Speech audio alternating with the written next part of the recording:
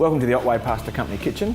I'm Steve and today we're going to be cooking a gluten-free goat's cheese and sun-dried tomato pasta.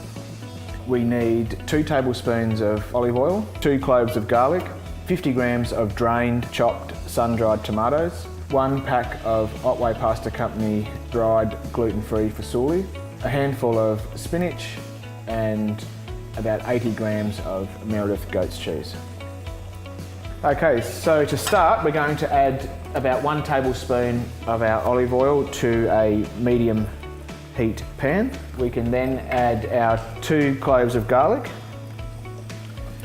and then we can add our gluten-free dried Fusilli to the boiling water. Just need to be careful with any gluten-free pasta. It's really easy to overcook, and it will tend to fall apart if you overcook it.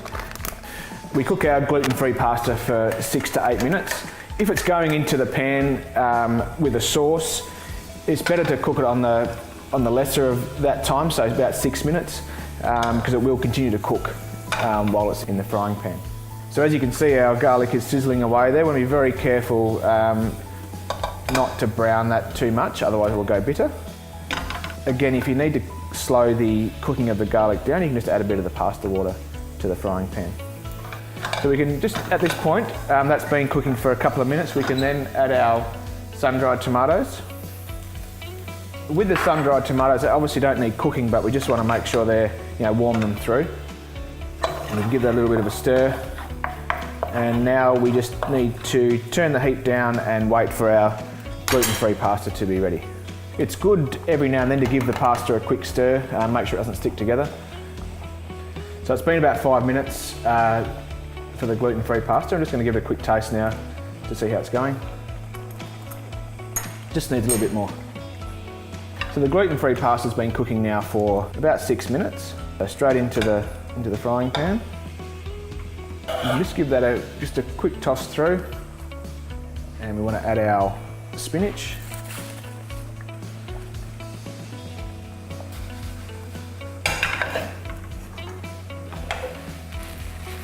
Just want to let that spinach wilt down.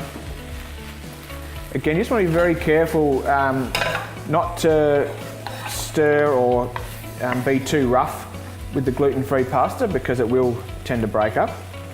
So the spinach is starting to wilt down nicely now. We can now turn the heat off and add our Meredith goat's cheese.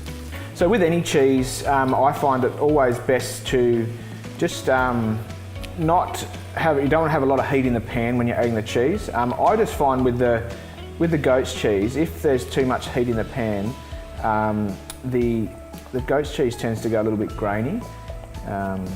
So try and keep the heat off when you're adding the cheese in. That's probably a good rule of thumb for any cheese that you're adding in. So we've added the cheese. Now we just want to give that again a gentle stir in, and the cheese doesn't need to be fully melted through. Just needs to soften. You can see there that because we've been pretty careful with our cooking time on the gluten-free pasta, it's held together very well. So now we're just going to add our last tablespoon of olive oil. Give that a toss through. So at this point here now, you just want to give it a taste and see if you need to season it. So we just want to add just needs a little bit of salt and pepper. So it's probably about half a teaspoon of salt and pepper, but again, of salt. But again, it's your own personal preference.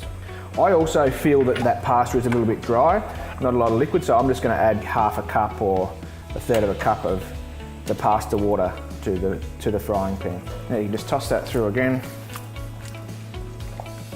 And see, as you can see, that's just loosened that dish up a lot. Give it a stir. And again, you can see that we've been working that pasta a reasonable amount, but it's still holding up very well. And now we're ready to serve.